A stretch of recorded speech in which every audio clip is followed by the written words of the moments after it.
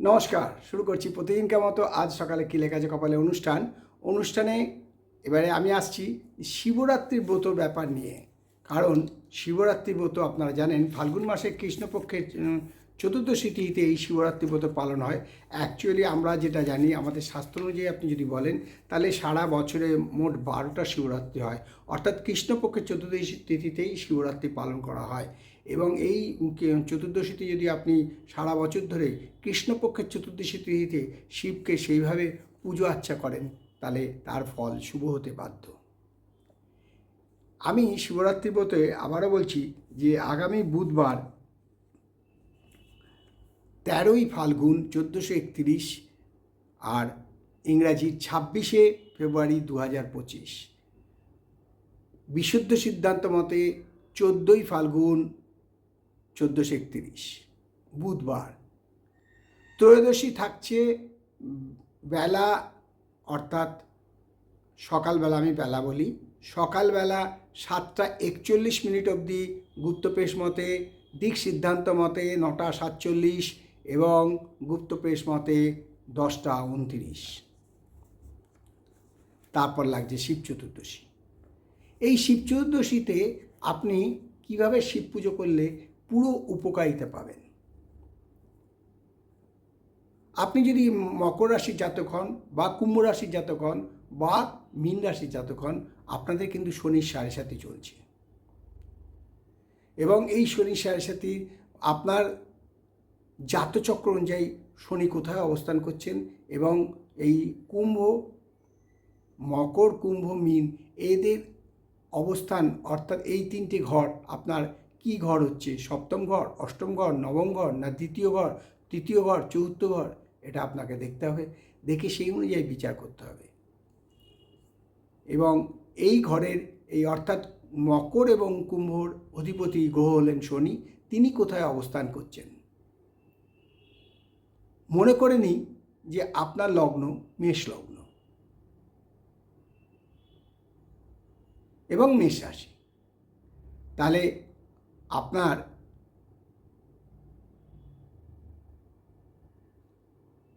একাদশপতি ও দশমপতি শনি সে কোথায় অবস্থান করছে সেটা দেখুন। এবং যাদের মকর রাশি, কুম্ভ রাশি, তাদের কিন্তু শনি 7.5 চলছে, এবং মীন রাশিরও 7.5 কথাটা মানেটা কি, অর্থাৎ শনি প্রত্যেকটা ঘরে 2.5 বছর করে থাকে, তাহলে 3, 2.5, 7.5, তাহলে সেই 7.5কে আমরা 7.5ই বলি। এই 7.5 ব্যাপারটা হচ্ছে খুব সাবধানে থাকতে হয়, কারণ এই সময় যাদের শনি গ্রহরাজ, আমরা বলি গ্রহরাজ, হাওড়ায় বলে বড় দেবতা, বড় বাবা, এনার অবস্থানটা আপনারা দেখে নিন। যদি শুভ জায়গায় থাকে তাহলে আপনাকে শুভ ফল প্রদান করবে, কিন্তু তার মধ্যেও আপনাকে কষ্ট অনুভব করতে হবে। তাহলে কি করলে কমবে? এই যে শিবরাত্রি আসছে, বিশুদ্ধ সিদ্ধান্ত মতে 14ই ফাল্গুন, গুপ্তপ্রেস মতে 13ই ফাল্গুন 1431 এবং ইংরাজিতে 26শে ফেব্রুয়ারি 2025। আপনি এই দিন শিবকে ভালো করে ঘি মাখিয়ে, কাঁচা দুধ, তার মধ্যে কালো তিল দিয়ে যদি আপনি পুজো করেন, তাহলে শনির প্রকোপ থেকে, অর্থাৎ শনির 7.5 প্রকোপ বা শনির দশা অন্তর্দশা থেকে আপনি রেহাই পাবেন, অর্থাৎ আপনার প্রকোপ অনেকাংশে লঘু হয়ে যাবে। তাই শনির 7.5 পুজোর সময়, অর্থাৎ শিবরাত্রির দিন, যাদের এই শনির দশা এবং শনির 7.5 চলছে, তাদেরকে বলবো, যদি বাড়িতে নীল কাপড় পরা থাকে, সেই নীল কাপড় বা কালো কাপড় পরে পুজো করুন, উপকার পাবেন। দেখবেন ধুতি লাল, হলুদ, সাদা এবং নীলও পাওয়া যায়। একটা নীল ধুতি কিনবেন, কিনে, আরেকটা কথা আপনাদেরকে জানিয়ে রাখি, কখনোই তামার ঘটে দুধ দিয়ে শিব পুজো করবেন না। তামার ঘটে দুধ দিয়ে শিব পুজো করবেন না। শিব পুজো করুন পেতলের ঘটে দুধ নিয়ে। কারণ তামার ঘটে দুধ দিয়ে স্নান করালে শিবের কাছে ওটা বিষের সমান হয়, শাস্ত্রেই লেখা আছে। তাই আপনাদেরকে আবারও বললাম যে শনির 7.5 প্রকোপ থেকে কিভাবে রক্ষা পাবেন এবং কিভাবে করবেন। এবারে একটা আসি যে যাদের অর্থকষ্ট হচ্ছে, এই অর্থকষ্ট থেকে কিভাবে নিজেকে রক্ষা করবেন। দেবাদিদেব মহাদেবকে প্রথমে ঘি মাখান, তারপর দই দিয়ে স্নান করান, তারপর গঙ্গা জল দিয়ে ধুয়ে দিন এবং নিখুঁত বেলপাতা শিবের মাথায় চড়ান, সাথে ধূত্র ফল দিন।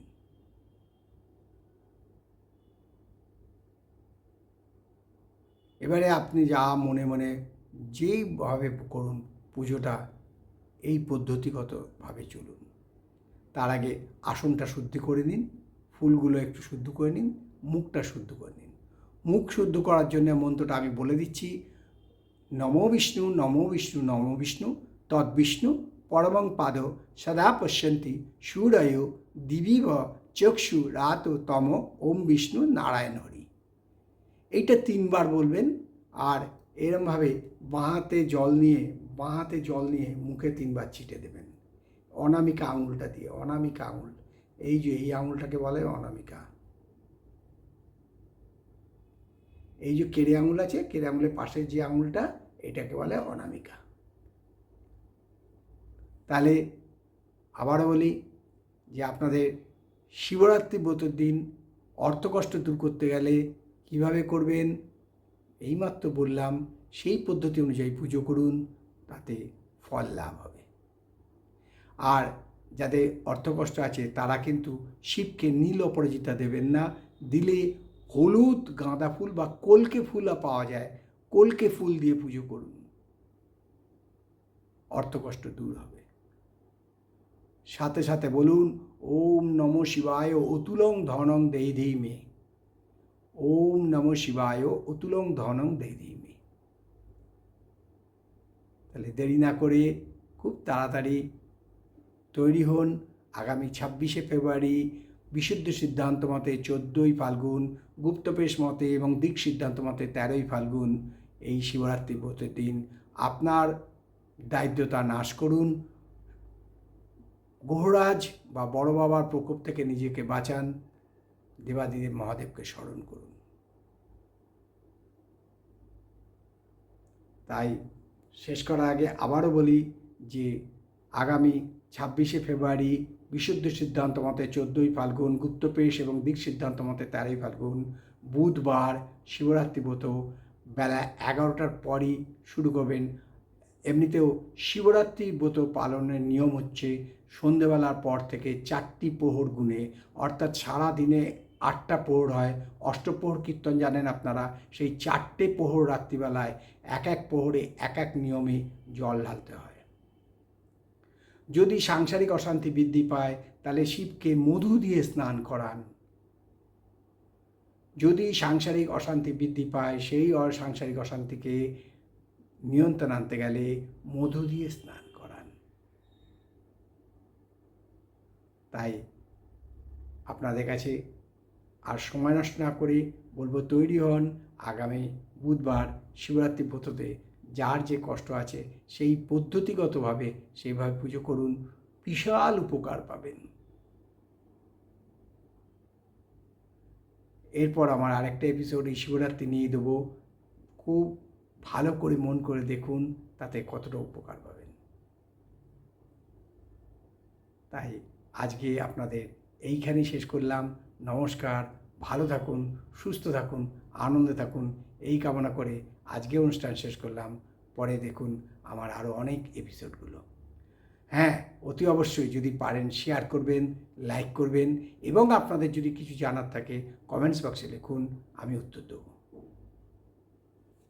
নমস্কার।